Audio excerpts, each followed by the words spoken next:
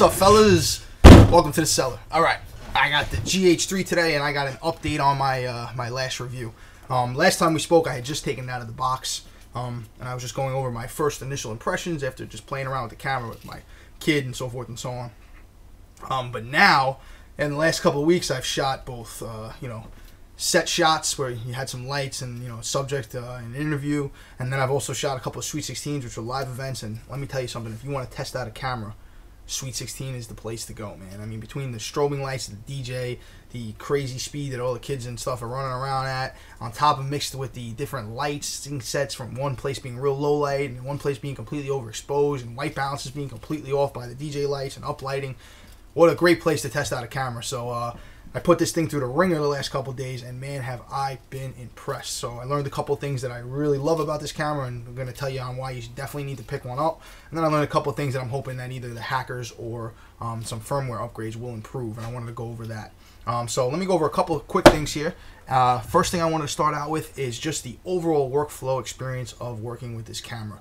I am a huge fan of the Micro Four Thirds system. I have an SLR Magic f1.6 12mm here and a 25mm Voigtlander f0.95. Very fast glass, extremely beautiful glass too. I mean, I love both of these lenses. I mean, this one flares a little bit when it's wide open, which I actually like. I'll leave some people complain about, but I love it.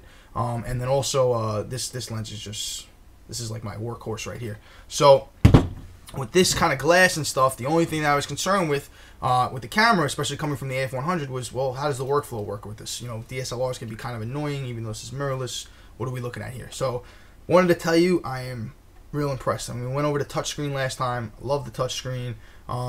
Some people have said about the screen that from different angles you can't really see very well and so forth and so on, but yeah, I find the screen so versatile to adjust that I never really have that problem, and I'm kind of used to that with LCD screens. I mean, it's pretty clear that even though this is an OLED screen, that anytime you look at something that's not straight on with these things, it's not 100% accurate anyway, so I guess I wasn't too worried about that. I heard some complaints about the eyepiece. I don't ever use it. I don't shoot stills too much, and I never use it for video, so I have no idea about the eyepiece. If it's a problem, which I've read about, I haven't experienced it because I don't really use that. Other than that, I just wanted to quickly go over the button setup. Much has been made about how they have, I think, seven customizable user option buttons, but I was kind of a little crazed because when I first looked at these buttons, I was like, well, half of the settings I wanted to use aren't able to be used on these buttons. But as I got to using the camera, I kind of found my way, and now I've set up so that I have the focus assist on function button 3, and then function button 2 is my quick menu, and that pretty much gives me just about every option that I need to use during shooting. White balance is right up here. That's easy too. White balance also has I believe it's 4 additional settings that are customizable, which is great when you go to an event or something like that, because I'm able in the beginning to go to the different areas where the white balance is very different and set my white balance for each area, so that later on I don't have to take the time to do that. I can just kind of switch back and forth. So I love that, having those kind of settings like that. The ISO setting, this I wanted to talk about. This is kind of interesting. So initially, when I went out to shoot, I was looking at my ISOs on setting for the video mode, and I was in movie mode, the creative movie mode, and I'm setting my ISOs, and it's basically only going up one stop. So it's going like 800s, jumping to 1600, jumping to 3200, and to 400 to 200, and I was like, all right, well, I want to shoot 1250, or what's going on? Well, there's a setting, and it's very strange on this camera, so I wanted to just let you know about this if you haven't learned about this. You actually have to switch from the creative movie mode over to the manual movie mode, okay? So you're in the picture, not manual movie mode, the manual stills mode. So you're in the picture mode.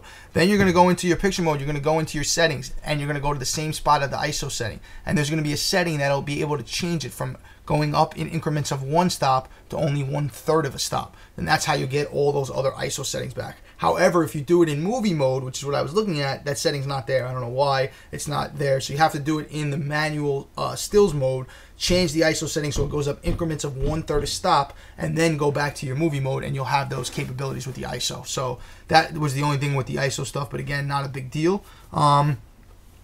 Next thing I wanted to talk about was frame rates on this camera. So one of the things I was pretty pumped about when I got the camera was that it was able to shoot 60p, well, shoot slow motion. I mean, they call it on this camera under cranking or over cranking. So you have it at 40% all the way up until fast motion, which is up to 300%. So on the AF100 and stuff, it's called variable frame rates, and you shoot at 60 frames per second, you know, all the way down to I think like 12 or something like that. So I was kind of used to that, and I was very happy that I would be able to still do slow motion because I love shooting slow motion. However, after using this camera, it's like the greatest gift ever. I don't need to shoot slow motion anymore. I don't need to make that decision now. I can make that decision in post. And the reason being is I can shoot 1080p, 60p. No need to crank my frame rates. And the reason is because if I shoot at one of the frame rates that this offers, what happens is it uses the AVC HD codec to crank it, and it winds up being like a 24 megabit codec. Whereas if I shoot at 60p and then do it in post, I have a 50 megabit codec. I've almost double the quality, and I'm getting the same exact speed and motion, the same exact play with the speeds. So with the time remapping. So I mean, there's no reason to have to make that decision. On top of which, if I shoot with frame rates, I get no audio.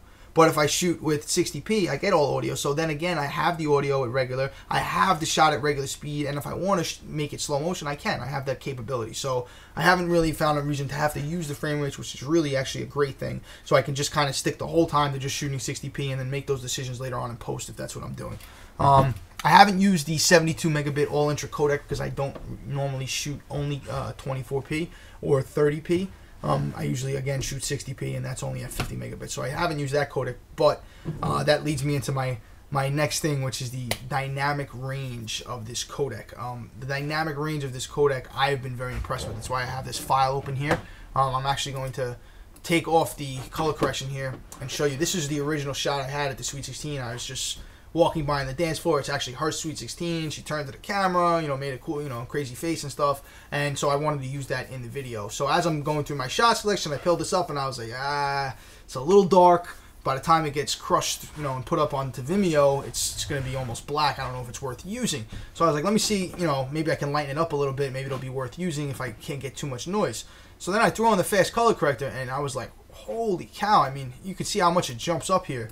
I mean, yes, sure, there's a little bit of noise, but I mean, I don't know if you can see it at home. There's a little bit of noise, but not that much. And this is before I actually even finished the color correction. So if you look here, if we look at the input level here, I mean, look at this. I can even pull it back a little further and have almost no noise here, but look how much brighter it is from where it started. So it starts there, and we come in, and we can really push it. I mean, that's a little noisy there. That's a lot of range right there. Actually, yeah, right about there. Let's see how far off I was from before.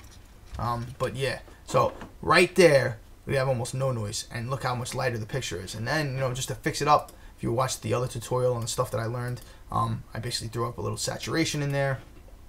Yeah, mess the saturation up a little bit just to give it back a color to the skin. You could probably even use a little bit more, to be honest with you. But yeah, so like I said, I was pretty impressed with this. This is the low light, so you can see how much, and I haven't even touched the mids yet. I mean, I could even go even further. Look at this. I can go up on the mids and go down here. I mean, we're getting a little bit of noise here, but, you know, just playing with the shadows, playing with the mids, you know, go back, put up a little bit more of saturation. Too much right there. It's a little too much probably. But what you're basically able to do here, and then go back to the fast color corrector just to finish it off and say, okay, maybe it's a little bit noisy. So let me go back and see if I could just bang down this noise. Alright, pull it back a little bit, and we're good to go. And then, you know, you start out with this, and you have all this kind of range for a $1,300 camera. You started out with almost an invisible shot, it looks like now. And then, you know, a little bit of color correction a little bit later. Again, there's a little bit of noise. This was shot at a high ISO. I believe this was shot at like 1600 ISO, if I'm not mistaken. So you already had a little bit of noise to begin with anyway. You're at very low light situation, you're pushing it, and you're on a $1,300 camera. I mean, I don't know what we're expecting here. This is not the Red, and this is not RAW, you know, or an external recorder. And you're still getting this kind of dynamic range. So I was extremely impressed. I also wish I had to show you. I have another file, but I try to look now. I don't probably have anything here that'll really show you too much. Yeah, a little bit blown out, but that's not going to work.